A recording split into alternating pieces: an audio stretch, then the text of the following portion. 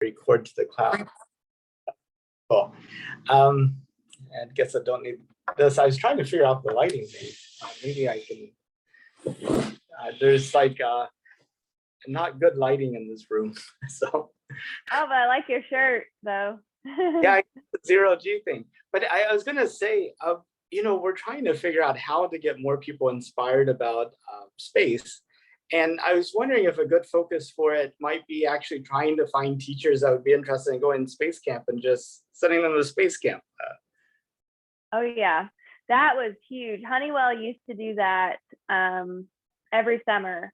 They'd send about 200. They'd have a week of 100 and a week of another 100. And Boeing used to do it as well. They stopped. I forget when they stopped. And Honeywell's last group was in, before 2020, like 20. My last time, I was an ambassador for Honeywell. I got to go 3 times. I went to regular camp when I was chosen for Honeywell in 2010, advanced camp in 2012, and that was last year. They did advanced. We got to do Huntsville and Kennedy, and then we actually got to see Atlantis after her last flight. They were taking the engines out. It was amazing. And then I went back in 2015. They started an ambassador program, so people that really took the experience to like next level, they brought you back to help work with the teachers on how to integrate it more in their classrooms. And then I think they stopped the program a few years after that, like 2017 or something.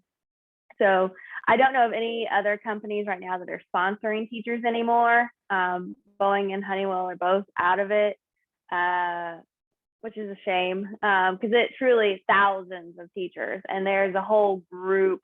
I mean, you put on that blue flight suit and teachers just start out, and they know. They see the red backpack from Honeywell and they just know you went space camp. So it's like a culture, and they had something really good going there, and it's just a bummer. But I do know teachers, there are a few weeks in the summer that space camp has it open for adults and educators, and some of my friends will still rally each other up and go, which is pretty cool. So yeah, providing the experiences. I know NASA socials, hopefully when Corona starts to hopefully not be so prevalent and people can kind of get back to normal, that the NASA socials can start going up again, where you can go to the launches and really cool behind the scenes tours.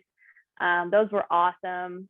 And I think NASA needs to keep doing that big time, because that helps the public, because then you get on the social media and you put it in front of more people. So it's that, what do you call it? The exponential factor, where they're using people, the general public, to help magnify the mission and the message. So that was really clever, what they did there, and they are wicked cool to be a part of. So we'll just keep trying to figure out ways to inspire, and hopefully they'll get on board with it as well. The companies, everything. There's a lot of work to do. So the CEO of Blue Origin, Jeff Bezos' company, he came from Honeywell. Bob Smith, I think is his name. Okay. And so I always think of Honeywell as being an AC manufacturer, and I don't know much about their aerospace part. Yeah, most people don't. I mean, they are in a lot of stuff. If you start Googling, you go down a rabbit hole, and yeah, they are involved in so many things in our daily lives, like thermostats and things like that. But if you get online and Google them, it's so much more. They're always at Space Symposium. They have a booth at Space Symposium. So yeah, they're doing a lot of cool stuff. So I just wish they would invest in the teachers again. That was pretty epic. So how did Honeywell get your attention about this opportunity? I mean, what about? I mean, you weren't interested in space at the time. You saw this opportunity. What about it made you say, hey, I think this is something I want to do?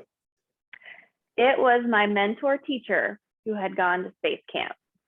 And when I was new to that district in Flagstaff, and she was my mentor, and she had gone, and she was a big space nut, and she even oversaw one of the local schools had a small observatory, and she ran it.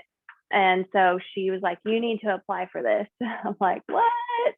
I'm like, okay, sure. She's like, it's a week, it's all paid for, your flight, food, everything is paid for you to do this. I'm like, okay, it sounds like it's interesting. Flagstaff has huge connections to space, so it wasn't too difficult to write an application. And plus, I wasn't confident in space, so I thought that could help boost my knowledge. And I got accepted. I go there, and the first day they're handing out blue flight suits to all the teachers, and I'm like, what a bunch of nerds. We have to wear one of these. I was just like, no way. I'm like, I'm not doing that. First day, and we get our mission because it's photo op stuff, and I'm hooked. I'm just drinking the Kool-Aid, but I'm like, give me the fire hose because this is the coolest thing, and I can't not stop wearing my flight suit all the time. I even wore it in the airport on the way back in Atlanta. Oh, wow. And people are looking at me funny. I'm like, I just space camp. It was awesome. And so, we started Flight Suit Fridays where teachers across the country and around the world would wear their flight suits like at school or doing fun stuff on Fridays. I wore it on a ski lift one year on a Friday. Just had fun with it. And again, the teachers and our networks of social media with teachers start picking up on that, and then they would want to apply. They see all the cool stuff we're doing, and they want to start drinking that Kool-Aid too. So it definitely can change people's lives. And I don't know where I'd be if I didn't have my network of super awesome nerdy space teachers, because they're an amazing group, and every year it keeps growing and growing. People are like, I want to be a part of that. And I think that's what, at our core, we always want to be a part of something bigger than ourselves, and we want to be a part of the mission, and that mission of educating kids and other teachers based on the amazing things we're doing in space with exploration. We feel like we're a part of something bigger than ourselves, and that's something you just can't find anywhere. And so it's a unique group and truly special. Do you all still do Flight Suit Fridays? We do sometimes. I think once we get out of this Rona rut, that I think people will start getting back into it. I wore mine a few times this summer, and back to school, I wore it before school started in my classroom, was doing some photo stuff, and I think we'll get there again. We'll definitely get there again. And I guess in terms of like the North Houston Space Society, and you mentioned Honeywell is no longer like sponsoring these trips.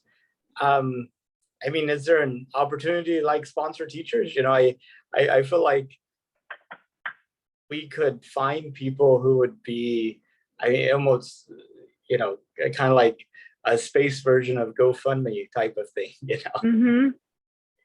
Yeah, I think that would totally be possible. And you'd probably have a wait list of teachers that would want to sign up. Because every year I see where some of my teacher friends are like, if they've come into the group of nerdy space teachers but haven't done space camp, and they just hear all about it, they see all the pictures. And so sponsoring teachers would be an awesome opportunity. That would, I think, give back not only to the teacher, but man, you're going to exponentially hit hundreds and thousands of kids over the years after they go and they see what that experience can do to change their life, and in turn change the lives of so many kids. So how old were you when you went to space camp? I went in 2010. So let me think, what year is it? 2021. So I went 11 years ago. So I would have been 28. 28. I just wonder if, like those 20s are like an opportunity to be transformational. If we sent like a 50 or 60-year-old teacher, maybe it wouldn't have the same transformative effects. It could. It's harder if they're, if you get, I don't want to cancel anyone out because of age, because it's never too late for anybody.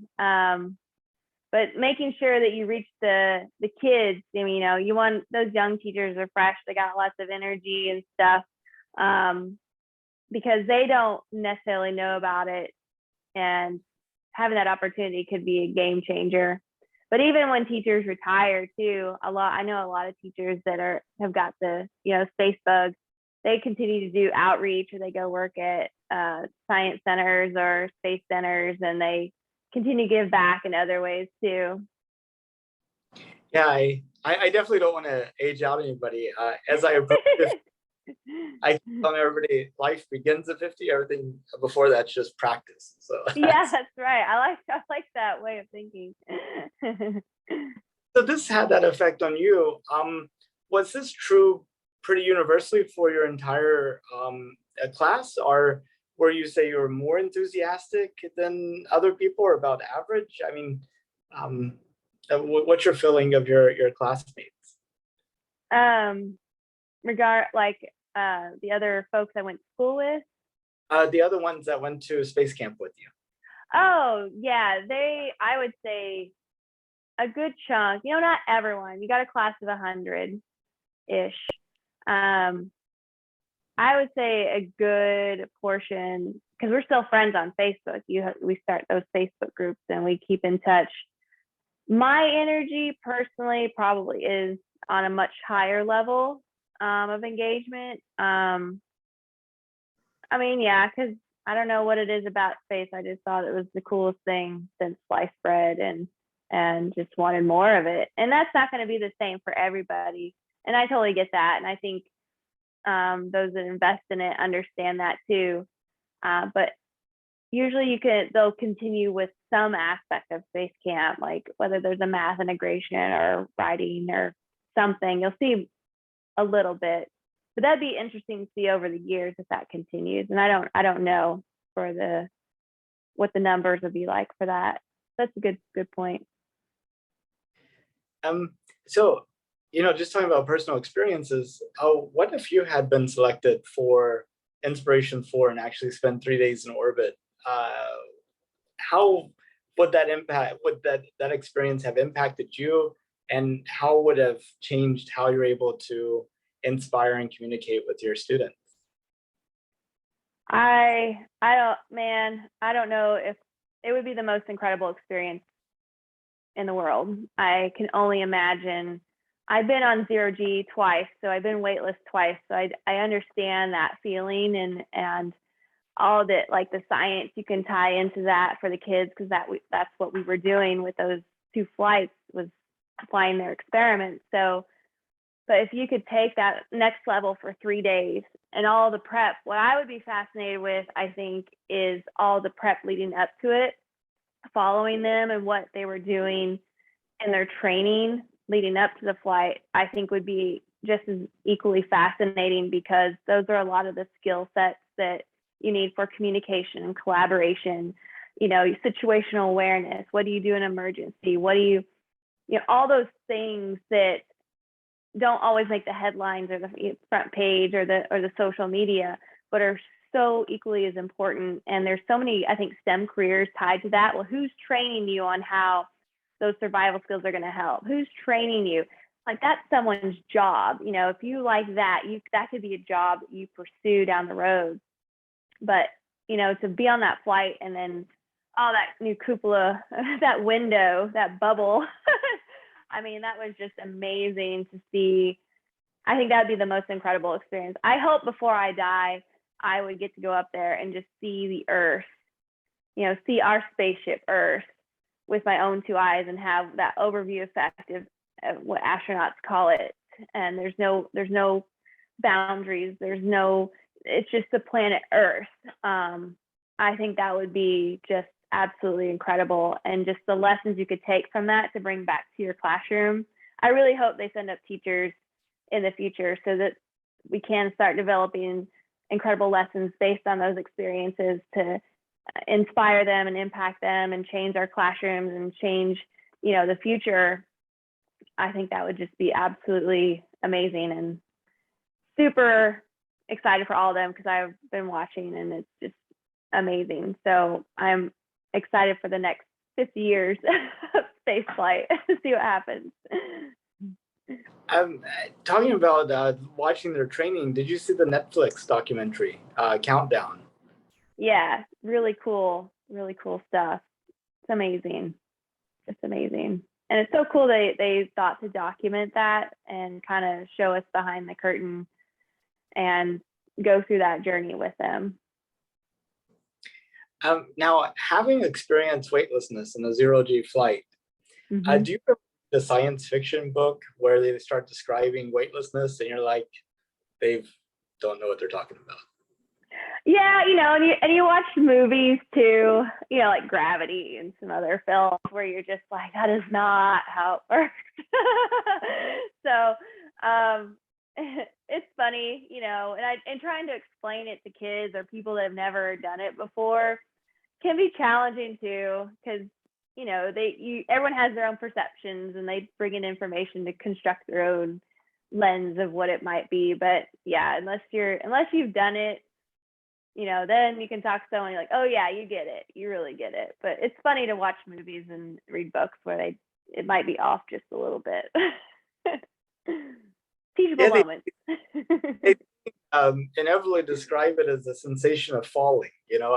I actually been on a zero-G flight as well, and you you don't feel anything.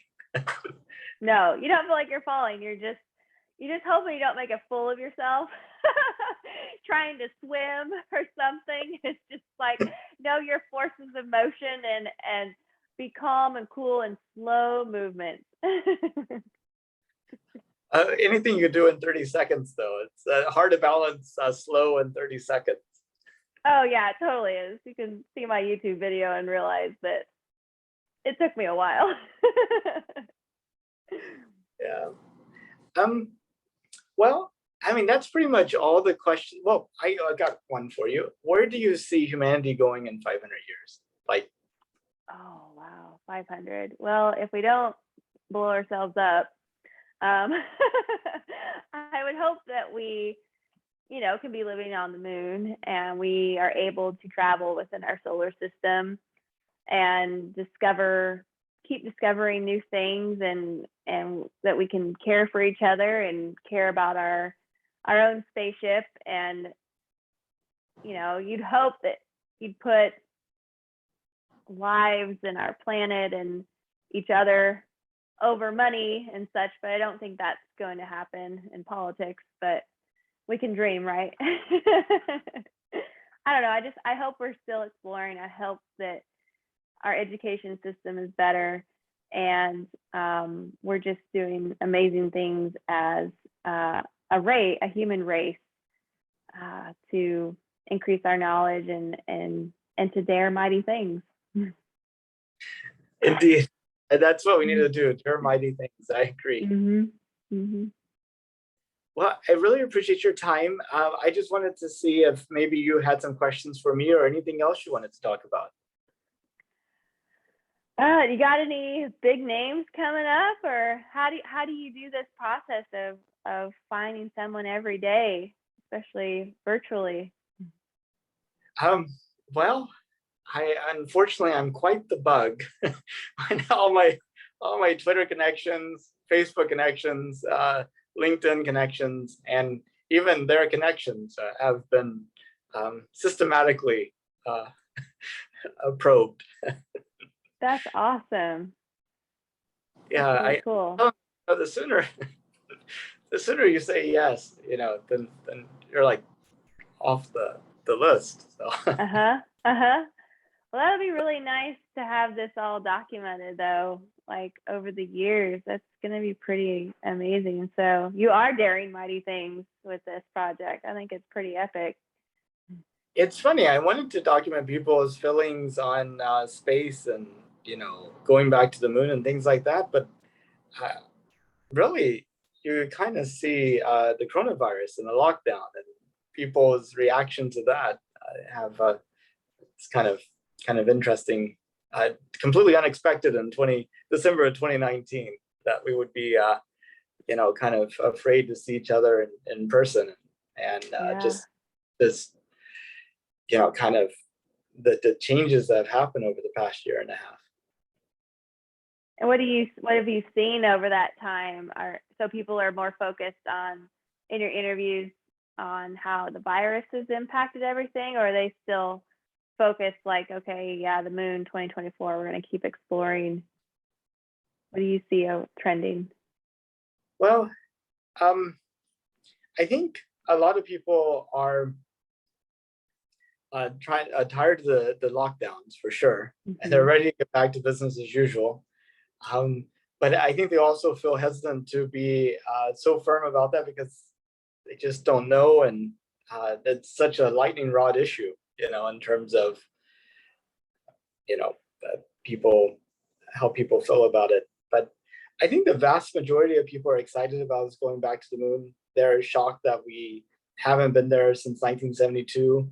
A lot of misconceptions about space. Some people, uh, think that's where the astronauts have been going all this time.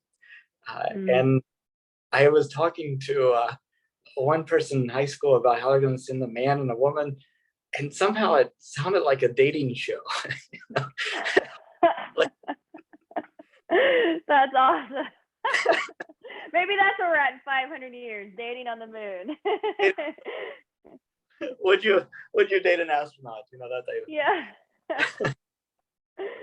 That's So awesome. I thought that was kind of comical. She was like, "Oh, what?" Yeah, like they're sending a woman, and I think a lot of people are really shocked we haven't sent any women to the moon. The idea that it was all test pilot, Mhm. um, white men, it's Mhm. like really shocking. But I think there's also a danger, about really putting that front and center for our next trip about landing the first woman on the moon, because just like with the first Apollo, it was about beating the Russians. It's like once you've checked that box, why do you go back? It's just like, Mhm. okay, landed the first woman on the moon, done. Now we go do other things. Right. And with that woman, just like with Neil, I mean, it's going to change their life forever. Like everyone's going to want a piece of that, and just knowing, he was private and, really not always putting himself out there, because people just always want a piece of those people. And I can't imagine what that's like to have that all the time for the rest of your life. Um, that would be something significant. And I hope whoever they pick is ready for that, because that's heavy. Well, I think it was really tough when like Buzz Aldrin and Neil Armstrong, because they were one of 12. So Yeah, the next is, that's one true. are one of 20, or one of an ever increasing number of them. That I think will change the experience a lot for them. Yeah. Yeah, you're definitely right there. I think that will definitely, once you have a bigger pool to to pick from. Yeah. So do you think that we'll actually get there by 2024? Yeah, that's a challenge, isn't it? Right. So I'm kind of committed Mhm. to the project and counting down to the end of 2024, knowing that the chances are becoming slimmer and slimmer and slimmer.